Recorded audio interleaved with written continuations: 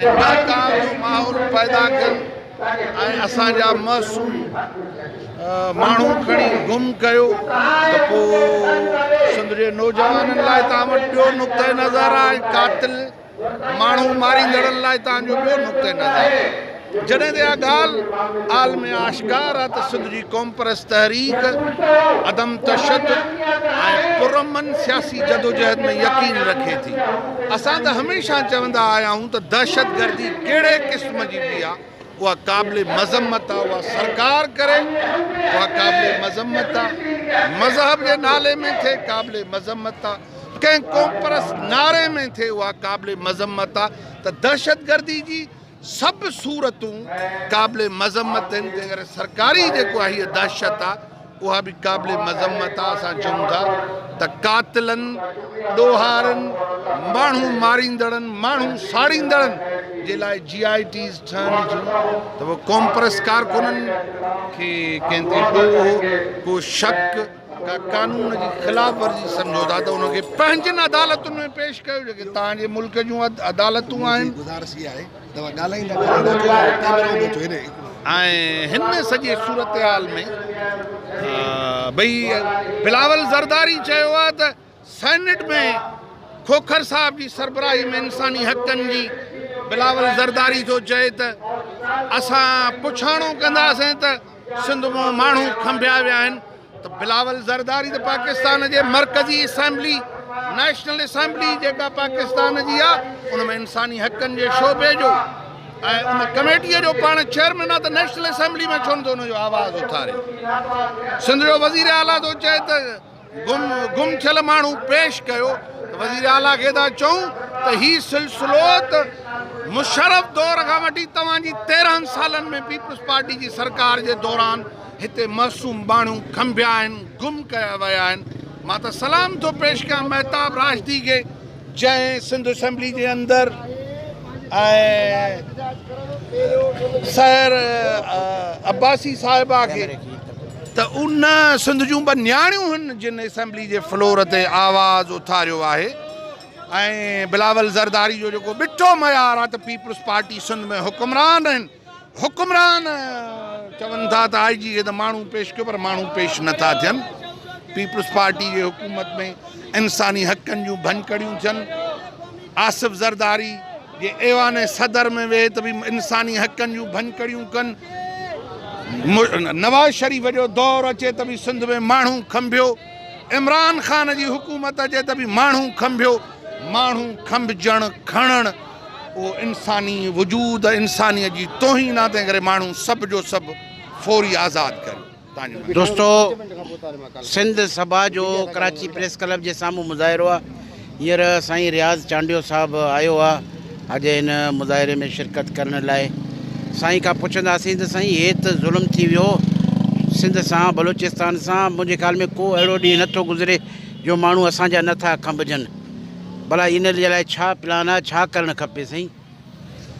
पुरअमन सियासी आवाज़ आहे। कानूनी जंग अदालतुनि जे फोरम खां वठी सिंध जे रोडनि रस्तनि ताईं सिंध जी सान्या, सिंध जो शऊर सरापा एहतजाज आहे। सान्यावंद सहाफ़त, कानूनदान, दानिश्वर, आलिम, अदीब असां जहिड़ा क़ौमी कारकुन सभु इन ज़ुल्म जे ख़िलाफ़ यक आवाज़ हूं।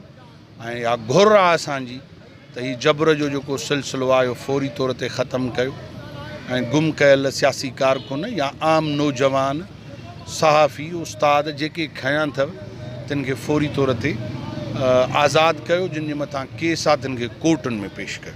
अच्छा साईं, ॿी ॻाल्हि, छा भला हिन मौजूदा बहरानी कैफ़ियत में इहे मुमकिन कोन्हे त जेके बि ख़ासि तौरु असांजे जीअं सिंध जा जेके मुख़्तलिफ़ धड़ा आहिनि उहो गॾिजी को हिकिड़ो इलाही अमल कनि, को हिकिड़ो घटि में घटि हिकिड़ो अलायंस गॾु करे जोड़े हिकिड़ो ठाहे उन तहत हिकिड़ी मुश्तरका जदोजहद। सिंध जी क़ौम परस्त तहरीक जो अलायंस आहे सिंध एक्शन कमेटी सैयद जलाल महमूद शाह जी सूरत में मौजूदु आहे।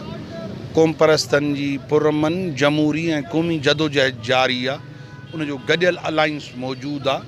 तंहिं करे उन अलायंस जे फोरम ते मुसलसल जदोजहद थींदी रही आहे। जबरी गुमशुदगियुनि ते, गैर मुल्कियुनि जी नेकाली ते, दरियाह ते धाड़े ते पंहिंजे वसीलनि जी मालिकी लाइ मुस्तक़िल उहा जदोजहद हले थी। जल्द उनजो इजलास थी। पर साईं असां ॾिठो आहे त जीअं ख़ासि तौर असां वटि मेगा प्रोजेक्ट्स आहिनि, बैरिया टाउन, DHA सिटियूं, इन लाइ मूं साईं जलाल शाह खां बि किथे सुवालु पुछियो त हमारा मूं ते थोरो कावड़जी पियो। मसइलो इहो इन जे लाइ असां ॾिठो मिसिंग पर्सन जे हवाले सां को ख़ासि जदोजहद असांखे कोन आयो। जदोजहद थी आहे, तमामु घणी जदोजहद थी आहे, गॾियल थी आहे। असां सभु रोड ते पार्टियूं मिसिंग पर्सन मेगा हाउसिंग स्कीमुनि लाइ वेठा आहियूं। ज़ाहिर आहे त हीउ जबर आहे त सिंध जी नुमाइंदा जमायत जेका पाण खे पीपल्स पार्टी चए थी, उहा लैंड ग्रेबिंग जो धंधो करे, ज़मीनुनि ते कब्ज़ा करे, न फ़क़ति बिल्डर्स ऐं माफ़िया रियाज़ मलक जी सूरत में उन्हनि खे ज़मीनूं ॾियनि था, पर नंढनि वॾनि ॻोठनि ते कराची में कब्ज़ो मुराद अली शाह ऐं बिलावल हाउस जे मार्फत थिए थो। हीअ लुटेरा आहिनि। लुटेरनि सां असां कमज़ोर ऐं जिन सां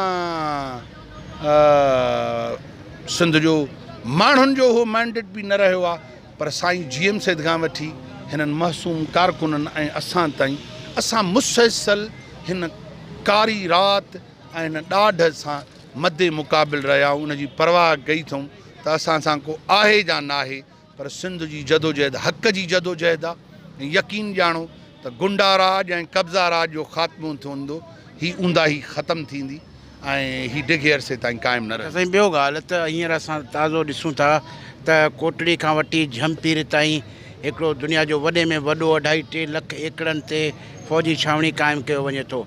वरी नूरियाबाद खां वठी सरी थाणे बूलाखान ताईं वेंदे इहो सॼो इलाइक़ो पैराडाइज़ सिटी अलाए कहिड़ा कहिड़ा सिटी ऐं मल्क रियाज़ खे हिननि ॾेई छॾिया आहिनि। ऐं इन्हनि जे लाइ असां ॾिठो आहे त क़ौम परस्त जमातनि में हिकिड़ी ख़ामोशी आहे। ताज़ो सिंध बचायो कमेटी वारनि हिकिड़ो मुज़ाहिरो एतिजाजी कयो, उन में मलिक असद साहिबु ॾंडो खणी आयो चई बाबा बंदि कयो, हे तव्हां असांजे ख़िलाफ़ु साज़िश था कयो। क़ौम परस्त दुनिया छो ख़ामोश आहिनि साईं? मूंखे इहो ई ॻाल्हि साईं, मूंखे रोड ते ॾिसो था त हिन जो मतिलबु त असां ख़ामोश न आहियूं। जून में इंडस हाईवे ते जामशोरे में धरणो हो, जुलाई में नसीराबाद में धरणो हो, अगस्त में हीअ एहतजाज आहे जंहिं ते रोड सिंध जी क़ौम परस्त तहरीक हमेशह रोडनि ते रही आहे। तव्हां जे त हिन सोशल मीडिया जे नेटवर्क सां सिंध वासियुनि खे अपील कंदुसि त ज़मीन असांजे पेरनि हेठां कराची खां कश्मीर ताईं जामशोरो ऐं कराची जो रोड ऐं कोहिस्तान ठटे ऐं जामशोरो जो पीपल्स पार्टी खपाए पई, कब्ज़ा कराए पई। हीअ PP लुटेरनि जी सिंध विकिणो कंदड़नि जी जमायत आहे। अचो त सिंध खपाईंदड़ कातिलनि ऐं रहज़ननि जो पुरमन जदोजहद जे ज़रिए घेराव कयूं, क़ौम बेदार थिए। साईं तव्हां इन में रहबरी करे अॻुवाणी कयो, सॼो सिंध तव्हांजो साथ हूंदो। मां क़ौमी कारकुन आहियां, तव्हांजो आशिक़ ऐं ख़ादिम आहियां। मां हर हिक जे पोयूं हलण लाइ तयारु आहियां, पर मां असां GSN महाज़ पंहिंजे तौर ते बि जदोजहद करे थो, अॻुवाणी न। असां कारकुन हूं ऐं हर माण्हू जे सॾ में लबेक चऊं था। ठीकु आहे साईं।